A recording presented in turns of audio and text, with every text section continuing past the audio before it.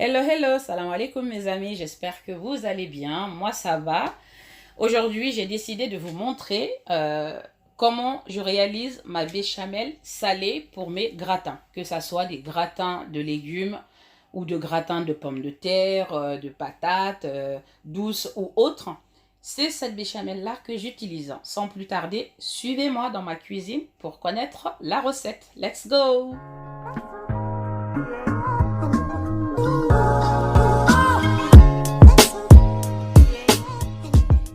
Nous allons maintenant réaliser la béchamel.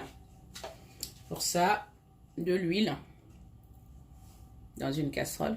Ouais.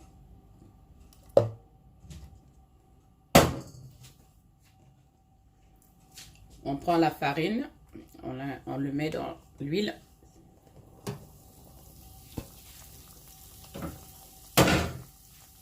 Voilà, et on mélange.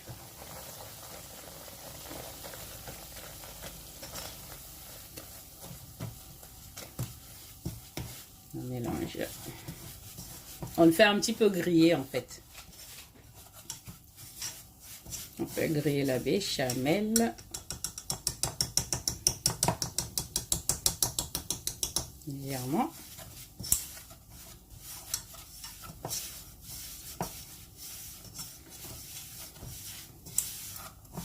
Comme ça. Ne vous inquiétez pas, au fur et à mesure, ça va sortir du trou. Mais là, j'aime bien que ça sorte maintenant. Ce n'est pas une obligation. Allez. Nous allons incorporer l'eau au fur et à mesure. Vous mettez un petit peu. Moi, à la place de lait, je mets l'eau pour tout ce qui est préparation salée. Mais si vous souhaitez, vous pouvez mettre de l'huile, du lait, hein, il n'y a pas de souci. Personnellement, je trouve que ce n'est pas utile. Ça veut dire un peu, voilà. Donc on va incorporer. Pas tout d'un coup, hein, pas la quantité d'eau qu'il faut d'un coup. Il faut le faire au fur et à mesure.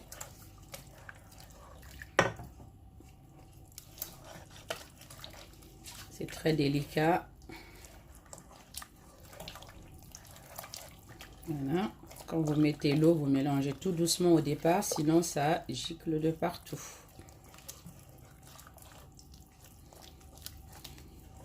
Quand vous sentez que ça s'épaissit, eh bien vous rajoutez encore de l'eau.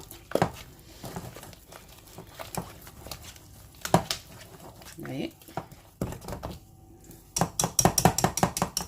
J'ai quand même enlevé un petit peu de truc.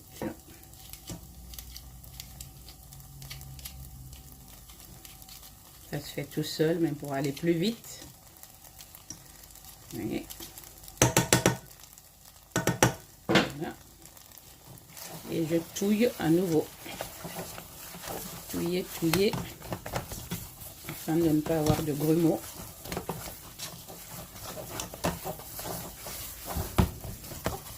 Puis je mets encore de l'eau.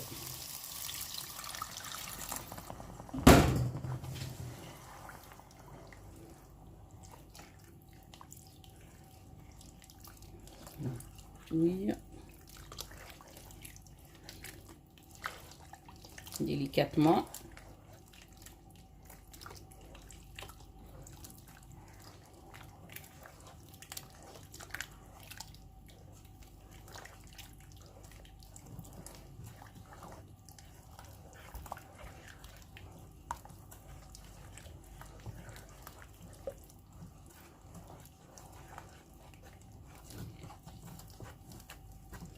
Vous voyez, pendant ce temps-là, le feu, il est quand même un petit peu baissé, hein.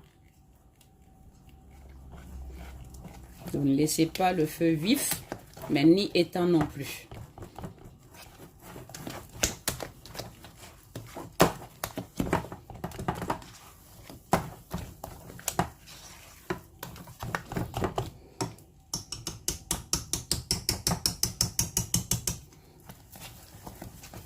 Voilà. J'ajoute encore encore l'eau.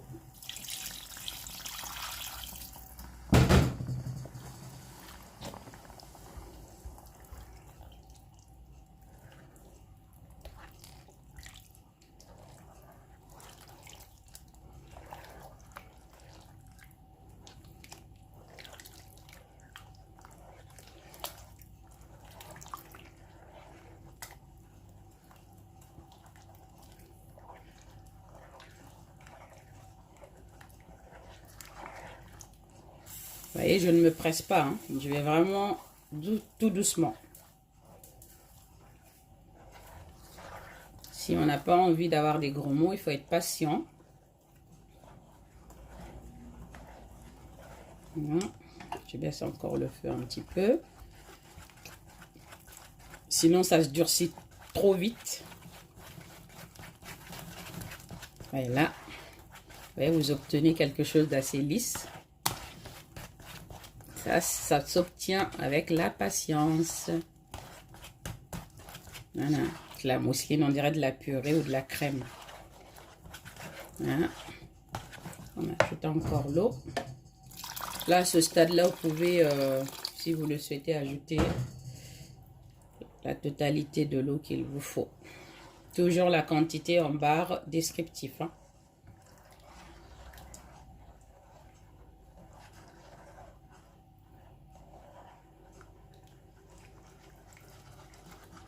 Vous voyez, c'est lisse.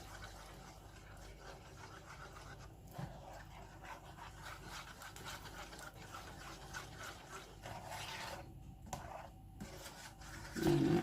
Et encore ajouter le reste de l'eau. Vous voyez, je viens d'ajouter le reste de l'eau. Puisque là, je n'avais plus aucun risque d'avoir des grumeaux.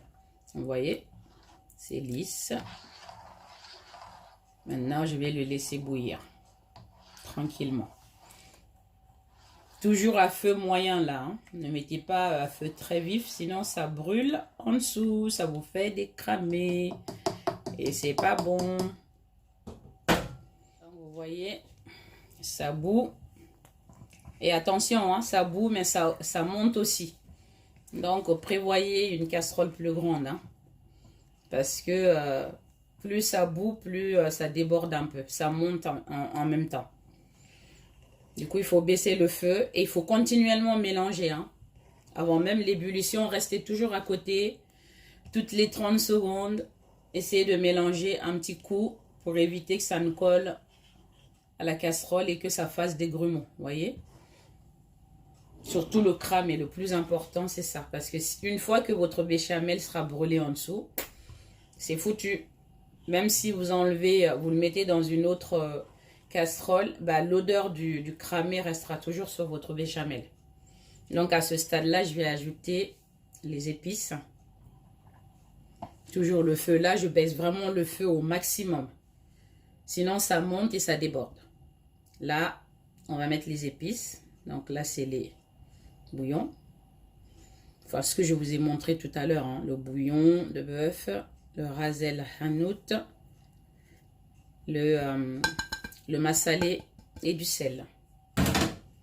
Là, je mélange délicatement en touillant. Touiller, touiller, touiller. Tout. Touiller, touiller, touiller. Voilà. Je touille au milieu.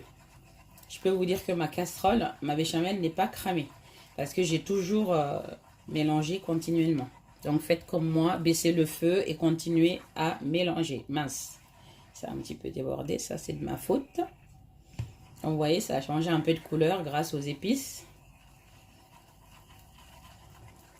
Voilà.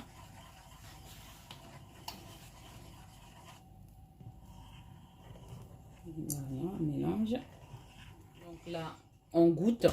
Je vais goûter. Goûter et rectifier si nécessaire, hein. Moi, pour moi, c'est parfait, la quantité que j'ai mis. Donc là, je n'ajoute rien d'autre. Si vous aimez le piment, n'hésitez pas à en mettre dans votre béchamel. Ça donne un petit côté peps. Du peps à votre gratin. Je le laisse encore 5-6 minutes. Voilà, c'est en train de bouillir. Vraiment, c'est cuit. À ce stade, c'est cuit. Mais jusqu'à ce que ça cuit, n'hésitez pas à mélanger tout le temps, tout le temps, tout le temps. Ne quittez jamais à côté de votre casserole. Sinon, vous allez vous retrouver à faire le ménage, à essuyer les béchamels, la béchamel qui aura coulé. Donc, pour éviter cela, baissez le feu, diminuez le feu et restez à côté en mélangeant souvent. Voilà, là ma béchamel est prête. J'ai complètement éteint le feu. Donc là, je vais ajouter du fromage emmental. Ça, je l'ai acheté en Allemagne. Hein. Donc ici, on n'en trouve pas forcément comme ça. Mais il y a du cheddar. Mais je n'aime pas. Donc là, emmental, comme ça en fondu. Ou du gruyère râpé. Ou de la mozzarella, comme vous le souhaitez. C'est comme ça en fait. Donc là, je vais l'incorporer. Voilà, je le mets.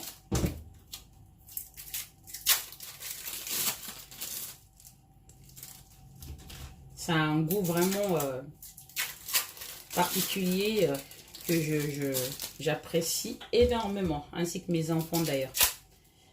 Du coup, comme mon frère habite à la frontière de l'Allemagne et du Luxembourg, je lui demande souvent de m'en ramener parce qu'ici on n'en trouve pas. Là, je vais le touiller pour que ça soit bien incorporé. À ce stade, c'est éteint, hein, le feu il est éteint là. Et ça fond dans la chaleur. Le fait que ça soit encore bien chaude. Ça fond directement. Comme je vous l'ai dit, si vous n'en avez pas, prenez du gruyère râpé, prenez de la mozzarella, prenez ce que vous voulez comme fromage. Ça dépend du goût que vous voulez donner à votre gratin. Parce que le fromage, selon le fromage que vous utilisez, le goût sera différent. Donc, c'est à votre convenance. En tout cas, moi, depuis que j'ai celui-ci, là, ce fromage, franchement, c'est un pur merveille. Et malheureusement, en France, on n'en trouve pas. En tout cas, à l'état comme ça, de cette manière-là. C'est excellentissime. Là, je vais vraiment mélanger jusqu'à ce que tout soit bien fondu. Et ensuite, je le réserve. Vous voyez, ça donne un petit côté crémeux, crémeuse à la béchamel.